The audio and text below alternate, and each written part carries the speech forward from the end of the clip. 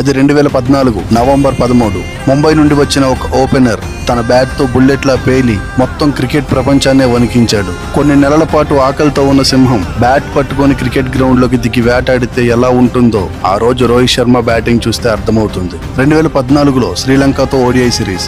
గాయం కారణంగా టీం కి దూరమైన రోహిత్ మళ్ళీ స్క్వాడ్ లో చోటు సంపాదించాడు. ఒక్క అవకాశం కోసం ఎదురు చూస్తున్నాడు. ఇండియా సిరీస్ గెలిచేయటంతో 4th మ్యాచ్ లో రోహిత్ కి ఆడే ఛాన్స్ దక్కింది. మొదట్లో ఇన్నింగ్స్ ని కూల్ గా స్టార్ట్ చేసిన రోహిత్ ఆ తర్వాత పెద్ద విధ్వంసాన్ని సృష్టించాడు. 50, 100, 200, 250 ఇలా ఎన్ని రన్స్ చేసినా రోహిత్ శర్మకి పరుగుల దాహం తీరట్లేదు. నిజంగా ఆ రోజు రోహిత్ చేతిలో బ్యాట్ ఒక వజ్రాయుధం లాగా కనిపించింది. 33 4లు, 9 సిక్సర్లు, 173 బాల్స్ లో 264 రన్స్. ఇవన్నీ రోహిత్ ఒక్కడు కేవలం ఒకే ఇన్నింగ్స్ లో క్రియేట్ చేసిన నంబర్స్.